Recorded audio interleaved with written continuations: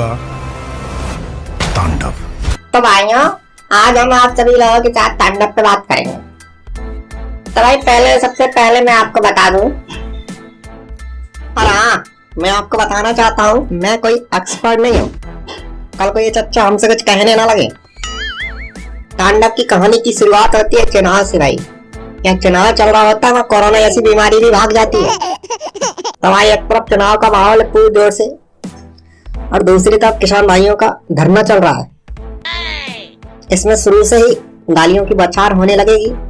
तो कृपया करके जब भी आप इसे देखिए तो कृपया करके कानों में हेडफोन जरूर लगाएं, नहीं तो कल को आपके घर में आपके ऊपर डंडों की बरसात होगी। इसकी जिम्मेदार आपको दोगे, मैं नहीं कहा। ये रही हमारी यूपी पुलिस। पाप करना होता है, एक एनकाउंटर करना होता है ना, लेकिन ये अपने मन से नहीं करते भाई यार, करवाए जाते हैं। और एंट्री होती है हमारी गुत्ती साहब की। मतलब यार इसमें यार ये अलग ही रोल इनका। एक्चुअली भाई इनको समझ लो राजा की वजीर, सारा काम यही करते हैं, प्यादे को लड़काना, या फिर राजा के समीप जितने भी आएंगे सबको लड़काने का काम यही करेंगे। साफ साफ कहना भाई, इस वेब सीरीज में इनका नाम है कर्मकांडी। सारे कर्मकांड यही कर रहे हैं। और भाई साहब शुरुआत से इन्होंने कर्मकांड करना शुरू कर दिया। हमारी यूपी पुलिस का एक चिट हमारी, उस चिट पे आप पढ़ना जानते हो तो। हाँ भाई, आप लोगों को ये बात तो मैं बताना भूल गया कि भाई जिसने भी ये बनाई है ना, उसने अपना माइंड सेट करके बनाई है कि सबसे पहले मैं ये सीन डालूंगा जिससे लोगों का माइंड सेट हो जाए। बाकी का आप समझदार यार, समझने वाले के लिए इशारा ही काफी है। इसके बाद एंट्री करते हैं भाई इस खिलाड़ी की। इनका नाम है समर प्रताप सिंह। कभी साम दंड वेद जो भी करते हैं यही करते हैं और यही करवाते हैं, है ना। और ये कहानी इनके आसपास घूमती रहती है, या फिर यही पूरी कहानी को घुमाते रहते हैं। और ये बनना चाहते हैं भाई प्रधानमंत्री के पद पर बैठे हैं इनके पिताजी।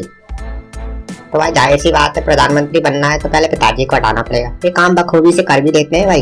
इन मैडम को देखो भाई, बहुत दिमाग लगाती हैं, बहुत दिमाग चलाती भी हैं।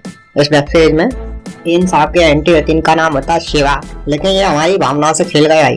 कहने का तात्पर्य भाई, इनको पता है कंट्रोवर्सी नहीं होगी तब तक फिल्म नहीं चलेगी, है ना। कंट्रोवर्सी कर दो फिल्म चल जाएगी, उसके बाद हम सॉरी मांग लेंगे, कह देंगे भाई हमारी कोई ऐसी भावना नहीं थी कि आपकी भावना को ठेस पहुंचाए। अगर आपकी भावना को ठेस पहुंची हो तो इस माफी मांगते हैं, दैट्स ऑल। अरे भाई ऐसा क्यों करते हैं जब तुमको पहले से पता होता है कि भावना को ठेस पहुंचेगी, है फिर भी जानबूझ के करते हैं ना। बाकी का मैं और कुछ बोलना नहीं चाहता, बाकी का आप बोल लेना। कहने का तात्पर्य है कि भाई कहानी को दो पार्टों में बांटा गया है। एक तरफ चलता है यूनिवर्सिटी का चुनाव, एक तरफ चलता है भाई देश का चुनाव। प्रताप सिंह को बनना था प्रधानमंत्री, तो उन्होंने अपनी बाप की दारू की बोतल में मिला दी जहर और बाप को लड़का दिया। मैंने बोला भी था पहले, साम दंड वैद सब करते हैं। अब इन चच्चा को कौन समझाए, दे देते कुर्सी तो बच जाती इनकी जान। चलो कोई बात नहीं, फिर भी चच्चा को मानना पड़ेगा कि अपने बेटे को राजनीति समझा के गए थे कि बेटा राजनीति में ना तो बाप बेटा, ना ही भाई बहन, ना ही कोई सगे संबंधी होते, होती तो सिर्फ कुर्सी है, कुर्सी के लिए कुछ भी कर जा। तो भाई इसी बात पर समर प्रताप सिंह उनसे सीख गए राजनीति, और उन्होंने ही अपने बाप को लड़का दिया।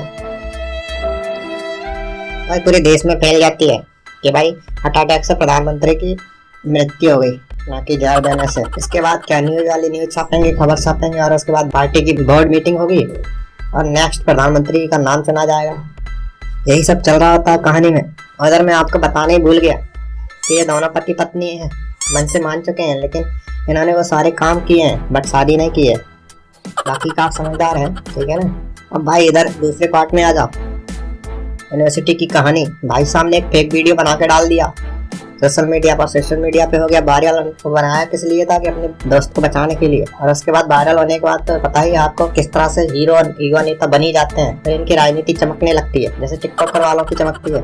और फिर यहाँ पर सारे यूथ लोग, मुझे नहीं पता किसकी आज़ादी की बात कर रहे हैं, लेकिन मैं इनको बताना चाहता हूँ कि हमारे देश में सबसे ज्यादा आज़ादी मिली हुई है अन्य देशों के मुकाबले। नहीं होता भाई, इंस्टाग्राम रील्स खोल के देख लो, पता चल जाएगा कितनी आज़ादी चल रही है आजकल। और पता नहीं भाई साहब, इन मैडम को पता चल जाता है कि इनके प्रेमी को उनके बेटे ने मार डाला। अंतिम संस्कार में जाती है मैडम जी और समर प्रताप सिंह पर गुस्सा करती हैं और जेल में डालने की बात कहती हैं, फिर उसके बाद एक चिट देती है भाई, और जिस चिट को देख समर प्रताप सिंह बौखला जाता है। परीक्षा के टाइम पर कोई टीचर हमारी चिट पकड़ लेता था तो अपन कैसे घबराते थे, उसी तरह से प्रताप सिंह का भी यही हाल है। लेकिन मैडम यहाँ पर गेम खेल जाती है, समर प्रताप सिंह को गले लगाकर कहती है भाई मुझे भी बनना है प्रधानमंत्री, बोर्ड मीटिंग में मेरा ही नाम बोलना। और भाई समर सिंह बहुत गुस्सा होते हैं, भाई ये बात लीक किसने की है। उनके जितने भी सहपाठी होती है जो इस कांड में शामिल होते हैं उनसे सबसे बात करता है, फिर अपने कर्म कांडी का काम सौंप देता है, भाई इसका पता लगा कि ये कैसे हुआ, क्यों हुआ, किसने बात लीक करी और कौन बता रहा है, इनको सारे राज मेरे। और फिर चलते हैं दूसरे पार्ट में, यूनिवर्सिटी में चुनाव चालू हो जाता है। और यहाँ पर शिवा चुनाव नहीं लड़ना चाहते, वो तो सिर्फ यूपीएससी की तैयारी करने आए थे बिहार से इधर। लेकिन इधर कर्मकांडी और समर प्रताप सिंह तिगड़म लगाकर शिवा को फंसाते हैं और चुनाव लड़वा देते हैं। अब समर प्रताप सिंह सोच रहे थे ये शिवा हमारी पार्टी से चुनाव लड़े, लेकिन इसका विपरीत हो गया। भाई साहब ने तो अपनी अलग पार्टी बना के चुनाव लड़ा और जीत भी गए अंत में। और इधर तो भाई कर्मकांडी और ये मैडम देख रहे हैं, दोनों लुका छुपी खेल रहे हैं। और यहाँ पे भी कर्मकांडी इनको थप्पा मार देता, थप्पा मारने के बाद ये हार जाते हैं और इनको सारे राज उगलने पड़ते हैं प्रधानमंत्री मैडम जी का। ये बात सुनकर समर सिंह बड़ा खुश हो जाता है, फिर वो सूट बूट टांग कर प्रधानमंत्री जी के ऑफिस जाता है और उनसे कहता है कि मेरे खिलाफ आपके पास कोई ठोस सबूत नहीं कि मैंने ही अपने बाप को मारा, लेकिन आपके खिलाफ मेरे पास ठोस सबूत है। वो सुना देता है मैडम जी को और फिर बोलता है कि आपको इस्तीफा देना ही होगा प्रधानमंत्री पद से, और सारी स्कीम बता देता है भाई कैसे आपको प्रधानमंत्री पद से इस्तीफा देना है। फिर हमारे समर प्रताप सिंह कॉन्फ्रेंस बुलाते हैं और अंतरिम प्रधानमंत्री का नाम बोलते हैं, और वो नाम अपना नहीं लेते, गोपाल दास जी का ले लेते हैं। यहाँ पर सस्पेंस क्रिएट कर देते हैं, ठीक है ना, जिससे कि आप लोग दूसरा पार्ट भी इसको बेसब्री से इंतजार करें और जैसे आते कि उस पर टूट पड़े। ठीक है, कहानी यहाँ पर दी एंड हो जाती। यही कहना चाहता हूँ, जय हिंद जय भारत, ये देश हम सबका ऐसे सुंदर बनाए रखें।